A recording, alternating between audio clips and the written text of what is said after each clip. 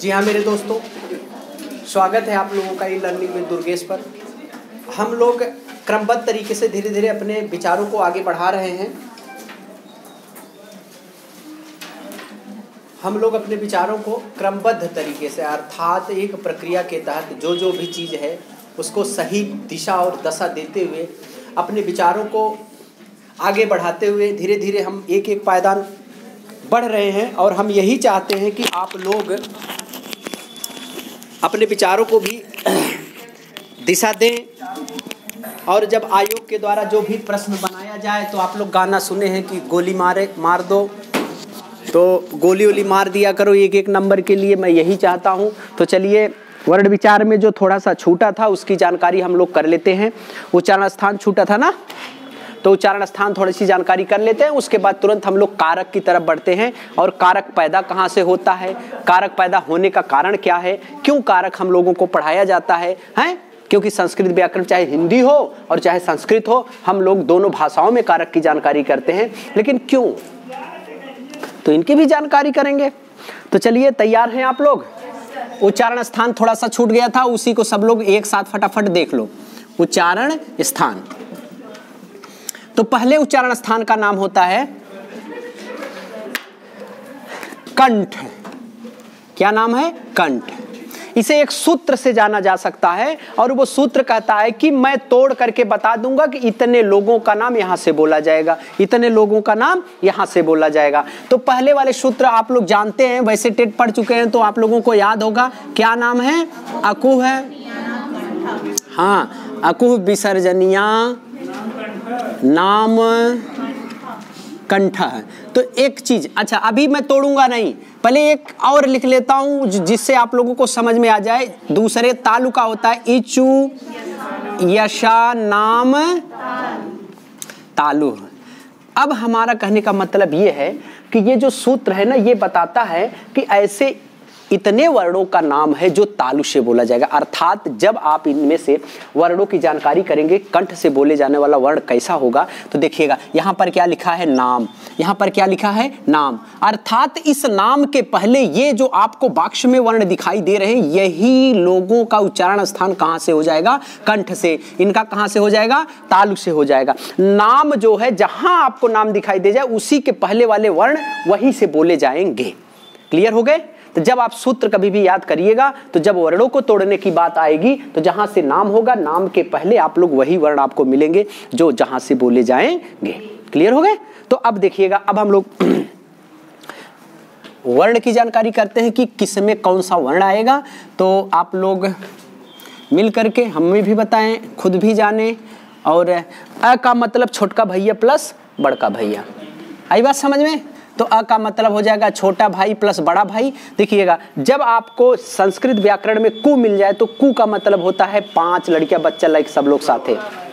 क वर्ग में कितने लड़के बच्चे? 5 लोग। तो पूरा यहां पर लिख दिया जाएगा क वर्ग। ठीक है। उसके बाद यहां पर देखिएगा, हम आपसे पूछे अब स्वर है कि व्यंजन है, तो क्या बताओगे?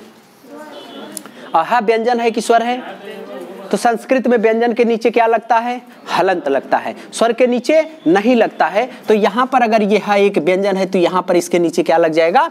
हलंत लग जाएगा। और एक चीज और छूट रहा है जिसका नाम क्या है? विसर्ग है। अगर आपसे हिंदी या संस्कृत में पूछे कि अ का उच्चारण स्थान क्या होता है तो क्या बताएंगे? कंठ बताएंगे। अच्छा, एक चीज और, अगर आपसे पूछे कि बताइए क वर्ग का उच्चारण स्थान क्या होता है तो क्या बताएंगे? कंठ है। अगर अकेले अंगा का पूछ लिया तो नासिका हो जाएगा। लेकिन एक चीज और कि अगर क वर्ग में पूछे कि अगर क वर्ग कंठ से बोला जाता है तो कितने वर्ण होंगे उसमें?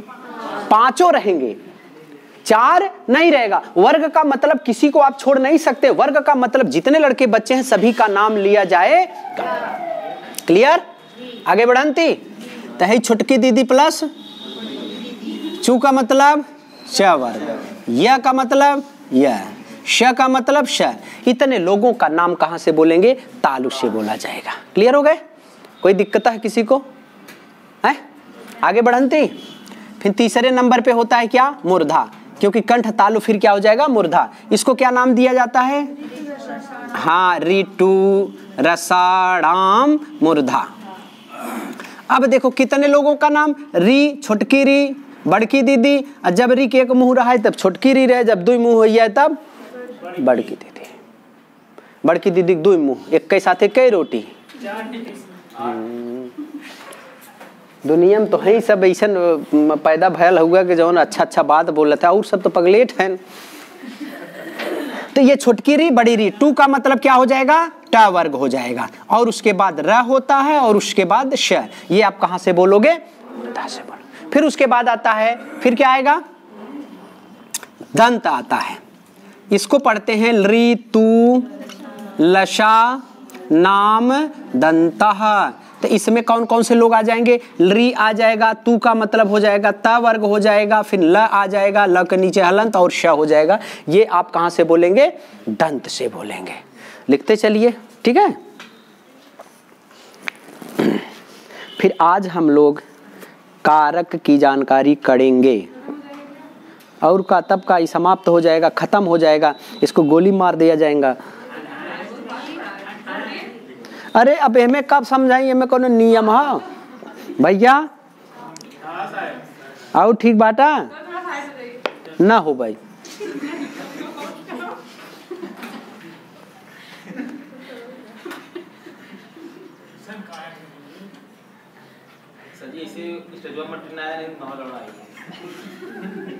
स्टेजवा पे तोरे सब दिमागवा वहीं जाते। हे भगवान तोहार हो गया तब,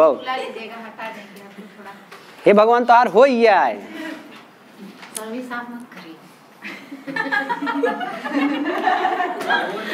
ठीक गन्हा दे छे तब।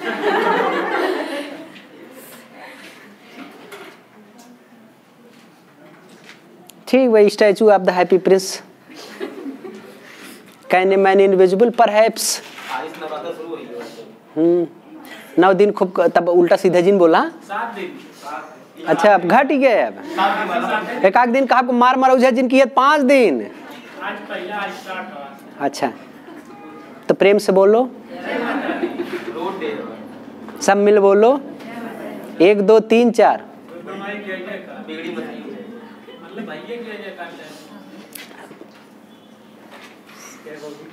मस्त एकदम।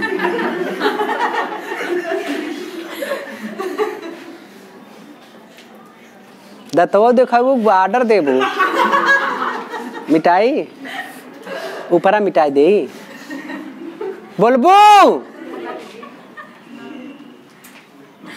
बेचारी गड़बड़ा, ये जोर से बोल रहे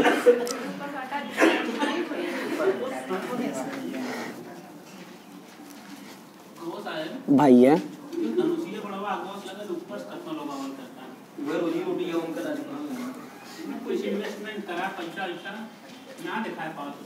दे दा पैसा, दे दे इन्वेस्ट करे में, कहाँ हम पीछे भागब, पैसा दे भैया।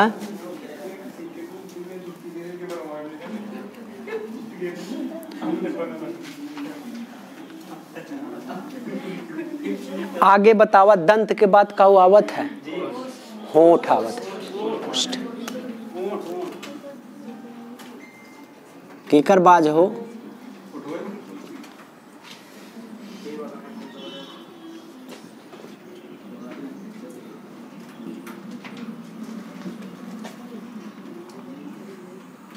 दिखाई दे रहा है। उपदमान हमने लिखा है, उपदमानिया नामोष्ठव, लिख लीजिएगा सभी लोग। ये थोड़ा सा गीला हो गया। दूसरा वाला का हुआ, वहां पर है क्या, देखो कपड़ा होगा ना फटा वाला, बाहो देखा, फेंक दे।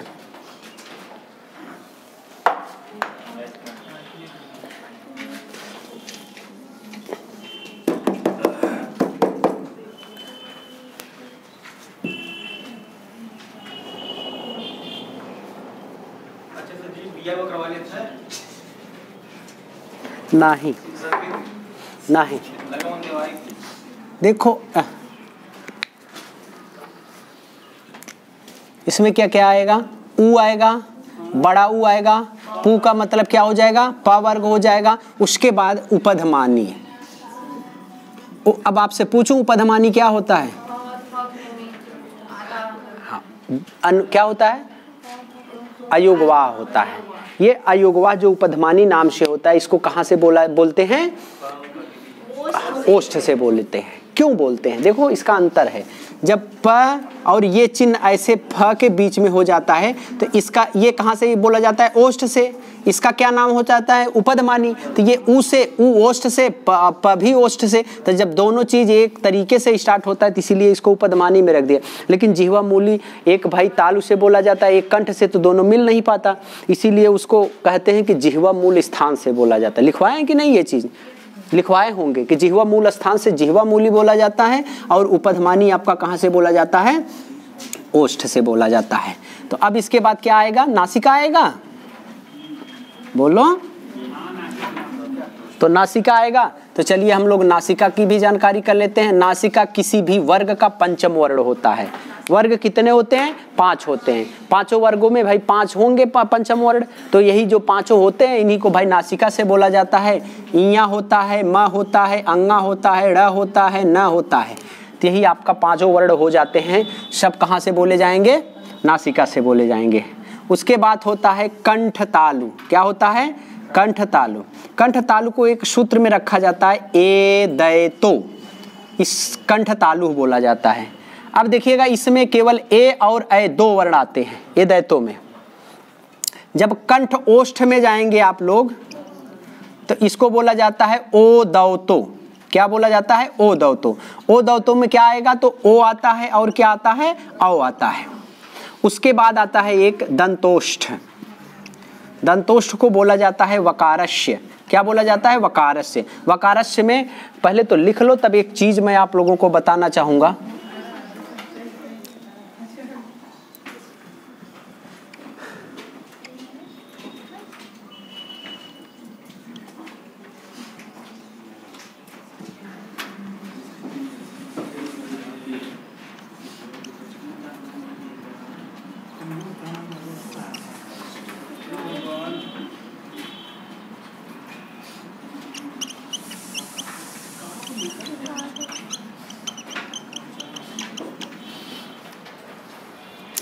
पहले तो ये लिख लो तब उसको बताएं।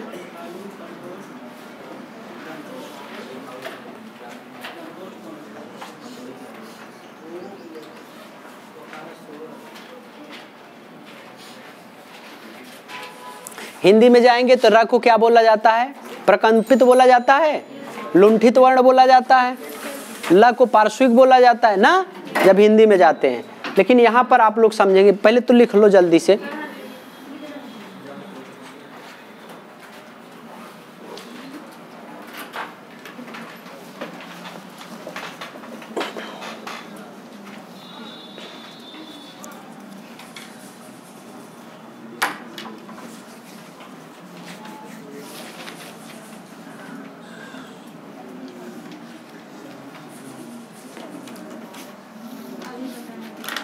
रवीना समझ में आवता?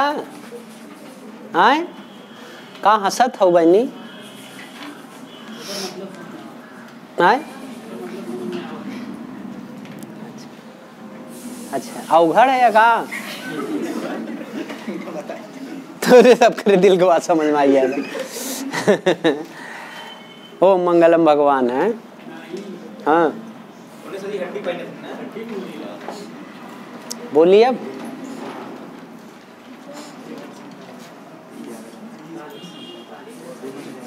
बस करा अब, बस करा अब।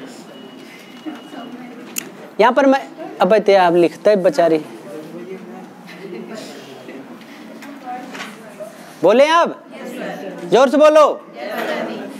हमने लिखा है कि दंतोष्ठ का जो सूत्र होता है उसे बोला जाता है वकारस्य। देखो दिखाई दे रहा है क्या? वकारस्य। अच्छा बताओ वकारस्य में कितने वर्ण की बात हो रही है? एक वर्ण की बात हो रही है। सोचो अगर यही कारस्य किसी और वर्ण के साथ जुड़ जाए तो कितने वर्ण की बात करेगा? एक वर्ण की बात। देखिए इधर लिखा है वह कारस्य का उच्चारण स्थान आप दंतोष्ठ कर देंगे। नीचे लिखा है अकारस्य का उच्चारण स्थान। अकारस्य में किसकी जानकारी चाहिए? एक वर्ण। क्या नाम है उसका? अ की। तो अ कहां से बोला जाता है? कंठ से बोला जाता है। अर्थात अकारस्य का उच्चारण स्थान क्या हो जाएगा? कंठ हो जाएगा। ई कारस्य का क्या होगा? तालु हो जाएगा। छीटत छीटता। उसके बाद अगर आपसे पूछ लिया जाए कि री कारस्य का उच्चारण स्थान क्या होगा? तो री कहाँ से बोलेंगे? मूर्धा से। आई बात समझ में? अगर ऐसा कहीं के पूछ ले तो फिर गड़बड़ाई अब कि 1 नंबर ले जब पक्का। तो फिर आगे बढ़ती बढ़ता है, हेडिंग डालो कारक।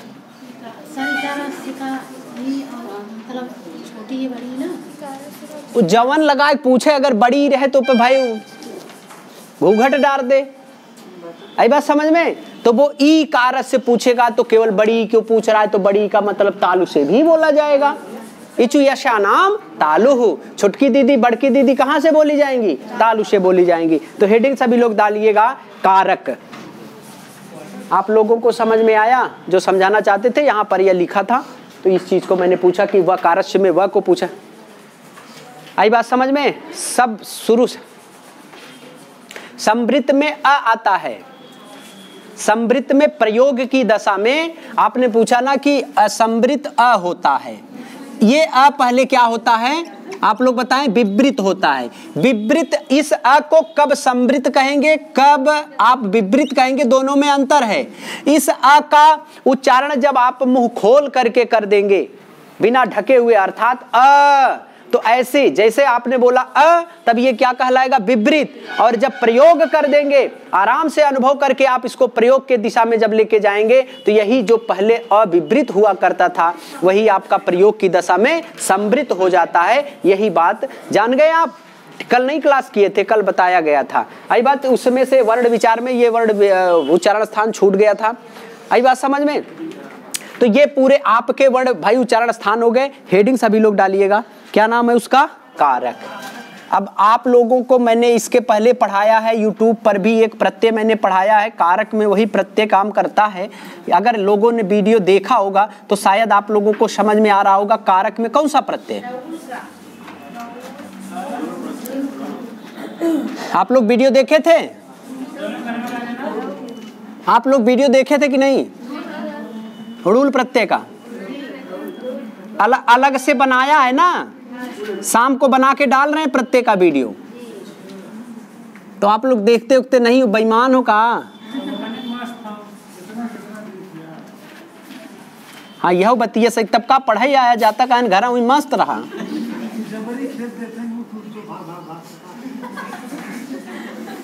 बताओ यहाँ मनई प्यार से कहते हैं, तो सब कहते हैं भाग भाग भाग। पॉइंट नोट किया जाए। मार्केट में नया है, बेच दो। हाई देखा का लिखले हैं? निकबा। हाँ निकबा। तो हम लोग कारक पहले पैदा करना सीखते हैं। किसको पैदा करना सीखते हैं? कारक को। कारक कैसे पैदा होता है देखिएगा। मैं एक चीज कारक को पैदा करने से पहले हम आप लोगों को एक चीज बताना चाहेंगे। हाई का लिखा गया है ना? उपधा वर्ण लिखा गया है। उपधा वर्ण जितने भी पुराने छात्र हैं उनको पता होना चाहिए। अगर नहीं पता है तो फिर कपार फूटती फूटता फूटंती। बताइए उपधा वर्ण किसे कहते हैं? हाँ, धातु कोई भी हो अगर उसमें हलंत लगा हो तो हलंत वाले वर्ण के पहले वाले वर्ण को क्या बोलते हैं? उपधा वर्ण। अगर सोचो किसी में उपधा वर्ण नहीं हो तो क्या उसमें उपधा वर्ण पाया जाएगा? जिसमें हलंत ना हो, जिसमें हलंत वर्ण नहीं पाया जाता हो, क्या उसमें उपधा वर्ण होगा? नहीं होगा। तो किस में पाया जाएगा? जिसमें हलंत हो। तो जैसे मैं आपके सामने लिख दूं, ध्यान पूर्वक देखिएगा मेरे दोस्तों, यह दृश्य लिख दूं और इधर मैं लिख दूं क्री। बताओ किस में उपधा है, किस में नहीं है? दृश्य में उपधा है लेकिन क्री में उपधा नहीं है ना। तो अब देखिएगा, ये कहता है कौन सा प्रत्यय, कौन कहता है भाई? पहले लिख लेते हैं। कौन सा प्रत्यय है ये? जोर से बोलो, अरे मुख से बोलो। काव का ये नहीं सुना पहले सब जने? जोर से बोला। मैम आप अपने विचारों को व्यक्त करिए, जोर से बोलिए, माइक पे बोलिए, माइक बोलिए।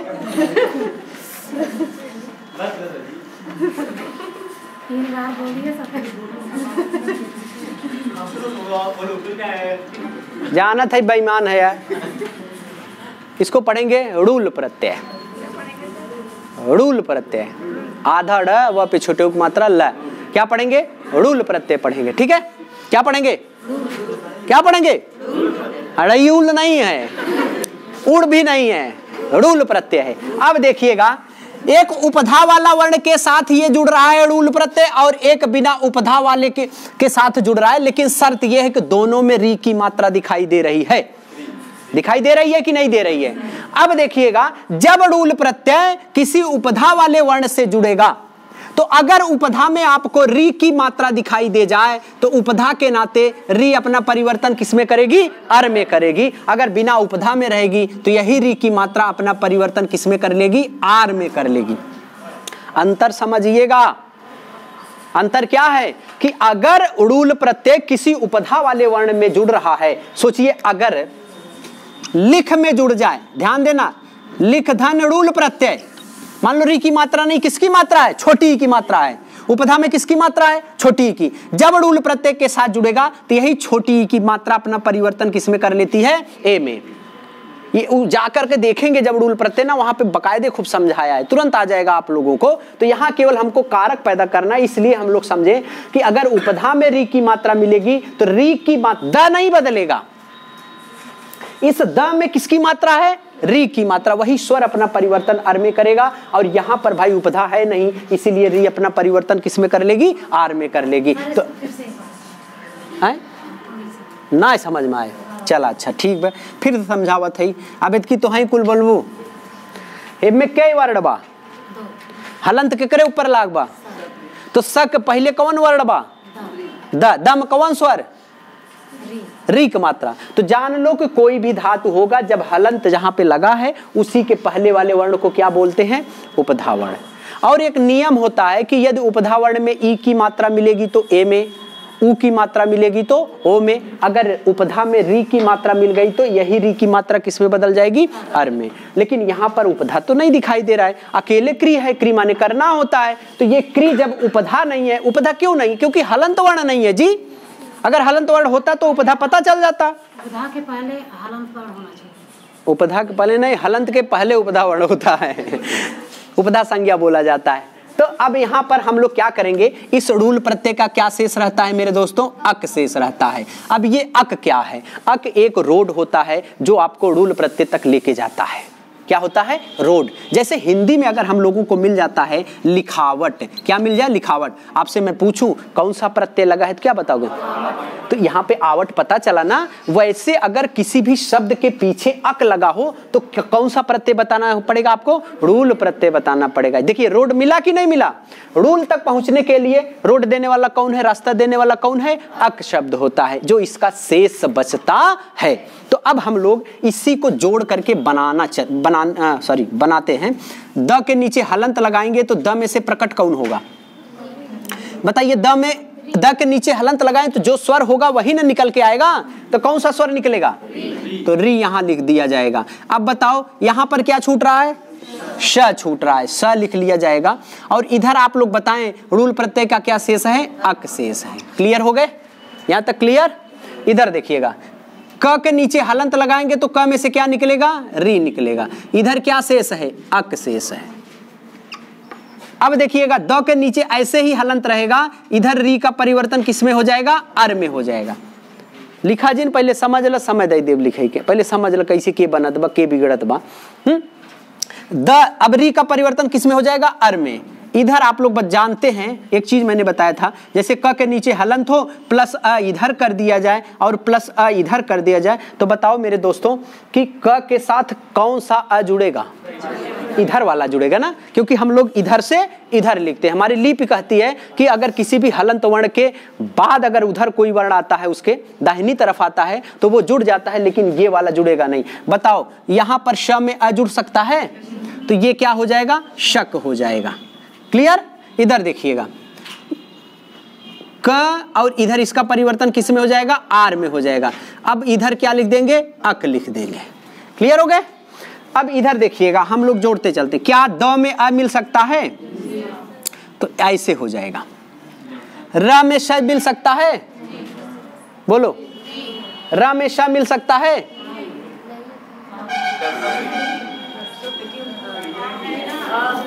र में श मिल सकता है?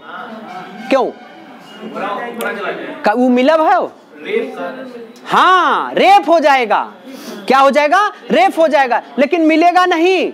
आप लोग एक चीज आप लोग पूछ नहीं रहे हैं कि आप जानते हैं ऐसे राम कार्य क्रम ट्रक, ये र बोला जाए, ये भी र, ये भी र, ये भी र, 4 प्रकार के र होते हैं। पहले वाले का नाम है साधारण र, क्लियर। दूसरे वाले का नाम है रेफ र, और तीसरे का नाम है पदेन र, और चौथे का नाम है हंस पद र। 4 तरीके के र पाए जाते हैं। अच्छा अब आप बताओ कि यही आधा र कब अपना परिवर्तन रेफ र में करेगा? ये समझने वाली बात है, क्योंकि हम लोग लिखते हैं, जानना पड़ेगा। आप जान लो कि अगर आपके सामने ऐसे करके र मिले तो इसके आगे अगर स्वर होगा, आई बात समझ में, और ऐसे रहो और इसके आगे या व्यंजन होगा तो क्या होगा? पहला कंडीशन आपने देखा है कि अगर द के आगे र था तो भाई द व्यंजन है, इसके आगे स्वर मिला, तुरंत जुड़ गया कि नहीं जुड़ गया? तो वैसे कभी भी मेरे दोस्त अगर आधा र हो उसके आगे कोई भी स्वर हो, स्वरों की संख्या 9 होती है, अगर कोई भी स्वर मिल जाएगा तुरंत जाकर के र जुड़ जाएगा, तो साधारण र बना लेगा। कौन सा र बनाएगा? साधारण र। अरे भाई ऐसे लिख दिया जाए आधा र प्लस आ और उसके बाद प्लस म और प्लस अ, तो जोड़ोगे तो क्या बनेगा? राम बन जाएगा। तो देखो साधारण र पैदा हो गया ना। लेकिन अगर यही आधा र के आगे कोई भी व्यंजन हो तो इसका क्या हो जाता है? रेफ हो जाता है। ये अपना परिवर्तन ऐसे कर लेता है। और क्यों करेगा? इसमें एक रीजन है, मैं बताता हूं उसको कि ऐसा क्यों हो जाएगा। तो चलिए मैं पहले तो इसको लिखता हूं, देखिएगा। तो ये द पूरा हो गया, इधर आधा र ऐसे लिख लिया जाएगा, इधर आप क्या लिख देंगे? शक लिख देंगे, ठीक। इधर क्या लिखेंगे? क में आ मिलके का, र में आ मिलके र, इधर क्या आ जाएगा? तो देखो कारक तो पैदा कर लिए हम लोग, क्री धातु में ऋल प्रत्यय लगा दिए तो क्या पैदा हो गया? कारक पैदा हो गया। अगर आपसे पूछेगा बताइए कारक में प्रयुक्त प्रत्यय कौन सा है, तो क्या बताएंगे? ऋल प्रत्यय बताएंगे आप लोग। आई बात समझ में? कैसे बना कि जब उपधा में भाई न होगा री की मात्रा, तो यही री की मात्रा किस में परिवर्तन करेगा? आर में कर लेगा। लेकिन अगर उपधा मेरे मैं समझने के लिए बता रहा हूं, ये इसको नहीं बताना था, बताना किसको था? उसको। लेकिन आप समझ जाओ कि अगर उपधा में मिलेगा तो आर में बदलिएगा, अगर उपधा में नहीं मिला तो आर में बदलिएगा। अंतर समझ में आया ना? अब देखिएगा, मान लो हमारे इनकरे में झगड़ा हो जाए, केकरे में झगड़ा हुई? इनकरे में और हमरे में, के जबर पड़ी? बताओ कौन जबर पड़ेगा? मान लो भाई इतनी देर बेचारी है जबरवा, कौन जबर है? ये जबर है। तो हम इन्हें मर लिए एक घुसा खींच के। कितना घुसा मारे? एक घुसा। ये गुस्सा कहीं सर जी तोहरे इतनी हिम्मत, ये मार दिन 2 घुसा खींच के हम, तो हम गुस्सा फिर 3 घुसा मारे तो कहा था सर जी बहुत हो गया, उठा लीन हम ऐसे ऊपर। कौन उठाया मुझे? ये उठाया ना। अगर ये मुझे ऐसे उठा लिए बताओ खड़ी होकर डांस करेंगे, उठा के फेंक देंगी? फेंक देंगी। सुनिए, ये मैं हूं, संजीव सर हैं, और ये वो गर्ल है भाई जिससे झगड़ा हो रहा है। ये जबर क्यों है? क्योंकि इसमें स्वर है। इसको जबर क्यों बनाया? क्योंकि इसमें क्या है? स्वर है। और मैं कमजोर क्यों हुआ? क्योंकि मेरे में स्वर नहीं है। बताओ जब द और र में झगड़ा होगा तो कौन किसको उठा करके फेंकेगा? द उठा करके र को फेंकेगा। लेकिन बताओ इधर फेंकेगा अपने लिखे हुए आगे वाले वर्ड के ऊपर पे। तो यहां से जब मैं यही चीज होता है तो ये मैं यहां पे चला आ जाऊंगा, यही रेफ हो गया। आई बात समझ में? तो यही दर्शक बन गया है। अगर आपसे पूछे दर्शक में कौन सा प्रत्यय है तो ऋल प्रत्यय है। क्लियर हो गए? पुल्लिंग बनाएंगे तो दर्शका बनेगा, स्त्रीलिंग बनाएंगे तो दर्शिका बन जाएगा। आई बात समझ में? ऐसे होता है। अच्छा अब यहाँ पे देखिएगा आधा र के आगे व्यंजन था ना, तो तब पर भी तो रेफ हो गया। क्लियर हो गए? तो ये वाला लिख लो पूरा, इसको भी अगर समझ के लिखना चाहते हो तो लिख लो। आप लोगों को समझ में आया? बताओ, कमेंट किया करो। मशगूल ना हो जाइए पढ़ने में, हमें भी तो प्रतिपुष्टि चाहिए। क्यों? बताया करो आप लोग। केन कैसन केन मतलब? अच्छा अच्छा, ये का होता है? अच्छा वो सर पता हवा? नहीं सर। हैं हम पिए हुए ना आई भैया, मेरे आवत ना ग्रीन चिकन का होता है, लाल चिकन कौन होता है? नहीं पिए हुए हैं, गरीब मनाई ही कैसो चल ले थे चले दो से सर वो अमीरों की नौटंकी है। अमीरों के हम गरीब है ना, हमार कौनो नौटंकी ना है, हम सवेरे से कुछ ना खाए पिए। सही बताओ तो वहीं का आए तो अनुपम में लूटन वाले में घुसे है तो लुटाइए। चाय ये ठपी का 10 रुपये के तो भैया बोल उतना ना करा और क्या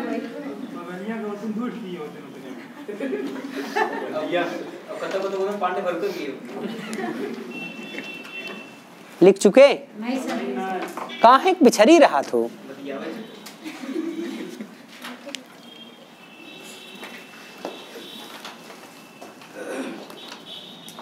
इस बार मस्त पढ़ना एकदम। इस बार ना 10 में देखो इस बार क्राइटेरिया बड़ा हुआ है ना, पहले पूरे में से 30 देता था, अब पूरे में से कितना देगा, केवल 10 देगा। तो भाई 10 के लायक बन जाओ। अच्छा ये 10 तैयार करोगे तो लगभग ना 15 आप हिंदी की भी तैयार कर लोगे। 5 वही गड़बड़ाता है जब वही पूछ लेता है विशेषण उशेषण पूछेगा, तद्भव तत्सम पूछेगा और लेखकों की रचना पूछेगा, तो वही तो 2 4 5 नंबर गड़बड़ होते हैं और सब सेम व्याकरण है, ये समझ जाइए।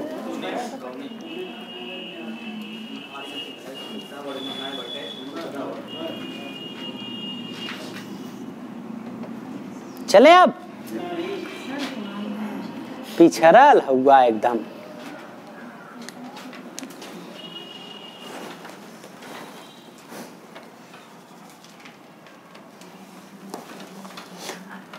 कारक कैसे पैदा हुआ पता चल गया। अब पैदा होने के बाद इसका महत्व क्या है, क्यों पढ़ना पड़ रहा है, क्योंकि आप लोग जानते हैं कि हिंदी को हम लोग संस्कृत पढ़ रहे हैं ना, जब अंग्रेजी पढ़ते हैं तो क्या करते हैं, हिंदी को अंग्रेजी बनाते हैं, अंग्रेजी को हिंदी। भाई अच्छा बताओ अंग्रेजी को हिंदी बनाने के लिए जो नियम होता है उसका पालन करते हैं कि नहीं, कि ये लगेगा ना। वैसे होता है कि जब आप संस्कृत को हिंदी बनाएं और हिंदी को संस्कृत बनाएं तो कारक बड़ा सहयोग करता है कि भाई अगर इसमें ये रूप लगा है तो कौन सा चिन्ह लगा करके आप हिंदी वाला पोजीशन बनाएंगे। आई बात समझ में। तो ये अनुवाद करने में बड़ा अपना महत्व देता है, तो हमको समझना पड़ेगा। कारक पढ़ने से पहले कारक होते कितने हैं और कितनी विभक्तियां होती हैं और किस कारक को किस चिन्ह से और किस में कौन सी विभक्ति लगाओगे। भाई आप लोग जानते हैं कि अगर आप बालक शब्द का रूप याद कर लिए तो सबसे पहले आप प्रथमा विभक्ति, फिर द्वितीया विभक्ति, फिर तृतीया विभक्ति। अच्छा ये बताओ जब अनुवाद आप लोग करते हैं तो प्रथमा द्वितीय तृतीया नहीं लगाते हो? लगाते हो, लेकिन शर्त है चिन्ह के अनुसार लगाओगे, बिना चिन्ह के अपने मन से नहीं लगाओगे। तो हमको 2 तरीके से विभक्तियां पढ़नी होगी, एक कारक विभक्ति पढ़नी होगी और दूसरा उपपद विभक्ति पढ़नी होगी। आई बात समझ में। कारक विभक्ति क्या होगी कि जो क्रिया के चिन्हों से जाना जाए, अर्थात अगर आपको किसी भी वाक्य में ने चिन्ह मिल जाए तो ने चिन्ह से कौन काम करेगा, कर्ता काम करता है, और जो भी कर्ता होगा उसमें कौन सी विभक्ति लगाओगे, प्रथमा लगाओगे। और दूसरी जो उपपद विभक्ति होगी ना वो कोई विशेष शब्द होगा। क्या होगा, विशेष शब्द। जैसे हम लोगों के पूछा जाता है बताइए सहयुक्त या प्रधान सूत्र किस विभक्ति का, तो तृतीया चिल्ला देते हैं ना। तो सह का मतलब साथ होता है। अगर किसी भी वाक्य में साथ शब्द आ गया तो जान जाना ये एक विशेष शब्द है और ये तृतीया विभक्ति के लिए प्रयोग। जैसे हमने कह दिया राम लक्ष्मण के साथ जाते हैं, राम लक्ष्मण के काकी के रारी रे षष्ठी विभक्त का चिन्ह है ना, लेकिन षष्ठी नहीं लगेगा। साथ शब्द कहता है कि मैं विशेष हूं, मेरा प्रयोग तृतीया के लिए होता है, तो आप मेरा प्रयोग कहां करोगे, तृतीया में करोगे। तो ये उपपद विभक्ति हो जाती है। तो दोनों की भी परिभाषा लिखेंगे। तो सबसे पहले हम लोग जानते हैं कि पहले कारक कितने हैं, विभक्तियां कितनी हैं। ठीक है, तो सभी पहले मिटाए तो ले।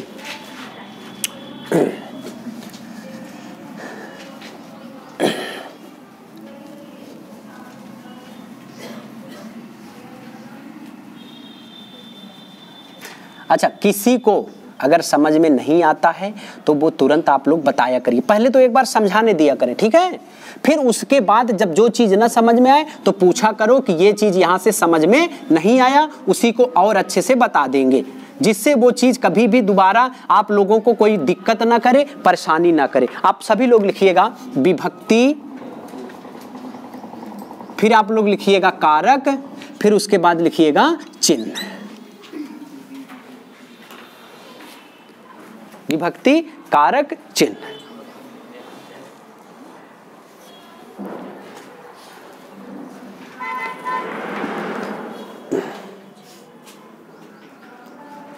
आप लोगों को समझ में आ रहा है ना? आप लोग मेहनत भी करिएगा। चलिए, अगर आपको मैं धीरे धीरे पकड़ दूंगा, पहले तो आप सब लोग लिखेंगे नहीं, फिर समय मिलेगा मैं दूंगा, ठीक है? इधर देखिए, अगर आपको किसी भी वाक्य में अगर ने चिन्ह मिल जाए दोस्तों, तो जान जाइएगा इस ने चिन्ह से काम करने वाला जो कारक, कारक माने क्रिया से सीधा संबंध रखने वाला, अर्थात जो चिन्ह दिए जा रहे हैं ना, इसी से सीधा संबंध जिसका होगा वही क्या कहलाएगा? कारक कहलाता है। इस ने चिन्ह से किसका संबंध होगा? तो अगर किसी भी वाक्य में आपको ने चिन्ह मिल जाए तो इस चिन्ह से काम करने वाले को क्या कहा जाता है? क्लियर हो गए? अब बताओ, मैंने कहा था आप बालक शब्द का रूप याद करो। तो बालक, बालको, बालका, तो बालक, बालको, बालका प्रथमा विभक्ति का है कि नहीं है? तो बालका एक वचन है, बालको दो वचन है, बालका बहुवचन है। तो बताइए प्रथमा विभक्ति में कितने वचन? 3 वचन ना। और प्रथमा विभक्ति का प्रयोग किसके लिए करोगे? कर्ता के लिए। अगर कर्ता एक वचन है तो प्रथमा विभक्ति एक वचन लगाना, अगर कर्ता 2 वचन है तो प्रथमा विभक्ति 2 वचन लगाना। कहाँ? अनुवाद करते समय। अगर कर्ता बहुवचन है तो प्रथमा विभक्ति बहुवचन। और एक चीज एकदम निश्चित, यूनिवर्सल ऑलवेजम जान लो। ऑलवेजन माने हमेशा, कि अगर कर्ता का पता करना सीख गए तो उस कर्ता में कभी द्वितीय मत लगाना, तृतीय मत लगाना, चतुर्थी मत लगाना, कोई भी नहीं लगाना, केवल एक लगाना। क्या नाम है उसका? प्रथमा विभक्ति लगाना। वाक्य चाहे जितना भी बड़ा हो, जैसे कह दिया जाए कि माता पुत्र के लिए वस्त्र लाती है, तो क्रिया से पूछने पर कर्ता का कौन लाता है भैया? माता। तो माता क्या निकल के आएगी? कर्ता। तो इस माता में आप हमेशा आप कौन सी विभक्ति लगाओगे? प्रथमा लगाओगे। आई बात समझ में गए?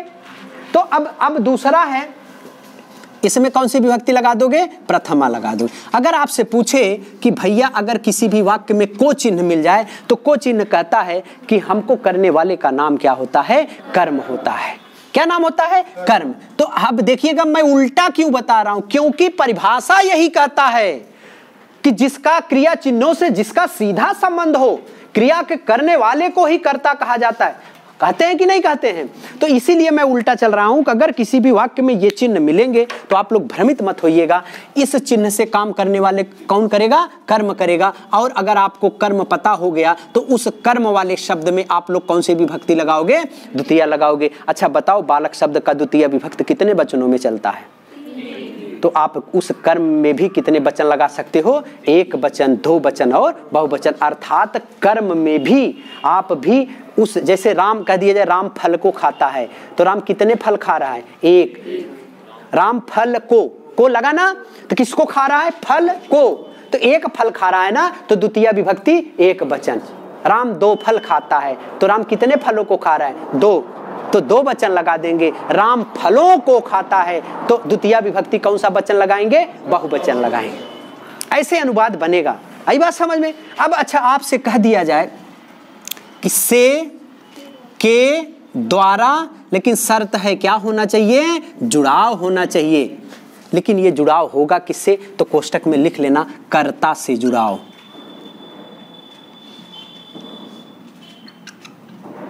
कर्ता से जुड़ाव होता है इसका। आई बात समझ में? तो इस चिन्ह से काम करने वाले का क्या नाम होता है? करण होता है। और करण में आप कौन सी विभक्ति लगाओगे?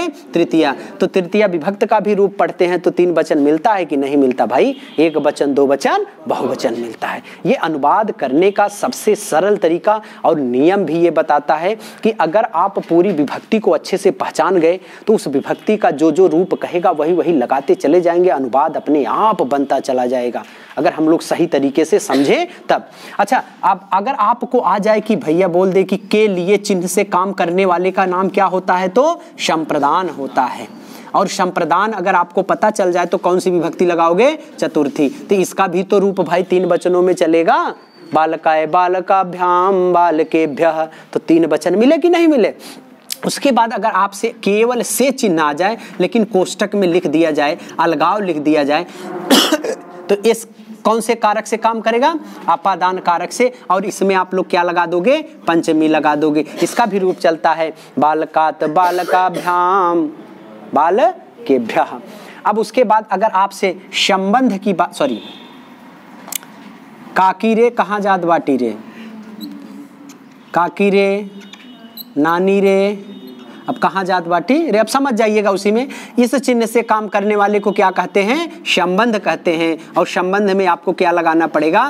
षष्ठी विभक्ति। फटाफट बता दे क्योंकि समय कम है। अब इसके बाद क्या आएगा? में, पै, पर। इस चिन्ह से काम करने वाले को क्या कहेंगे?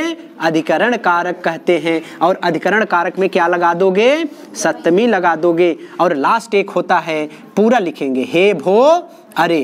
इसका जो काम करने वाले का नाम है, इसका नाम संबोधन होता है। और ये संबोधन विभक्ति से ही कार्य करता है। अभी आप लिखिएगा नहीं, अब मेन चीज बताने चल रहा हूं। भाजती भाजत भाजत मने कितना कह दे चल रहा है। हमारे संस्कृत व्याकरण में और हमारे हिंदी व्याकरण में एक परिवर्तन है। अगर हिंदी में आपसे विभक्ति पूछेगा तो जितने लिखे गए हैं पूरे का काम होगा। अर्थात अगर हिंदी में विभक्ति पूछेगा तो 8 होते हैं, कितने चिन्ह मिलेंगे तो 8 चिन्ह मिलेंगे, कितने कारक मिलेंगे तो 8 मिलेंगे। अर्थात 8 8 8 सब हो जाएंगे, कोई भी कम नहीं होगा। लेकिन जैसे ही हम लोग संस्कृत में आते हैं, इस संबोधन को उठा करके किस में फेंक दिया जाता है? प्रथमा में।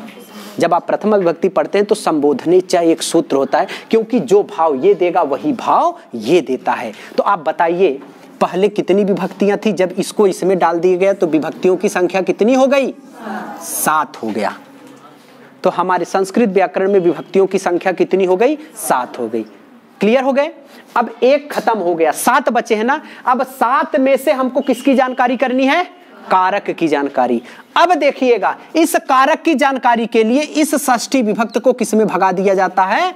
प्रथमा में। अंतर देखिएगा, पहले संबोधन को प्रथमा में विभक्ति में भगाया जाता है, फिर कारक में षष्ठी को प्रथमा में भगा दिया जाता है। बताओ 7 में से 1 खत्म हो गया तो कितना बचा? 6। तो हमारे संस्कृत व्याकरण में कारकों की संख्या कितनी होती है? तो 6 होती है। अच्छा एक चीज ये बताओ, क्यों षष्ठी को प्रथमा से जोड़ दिया गया?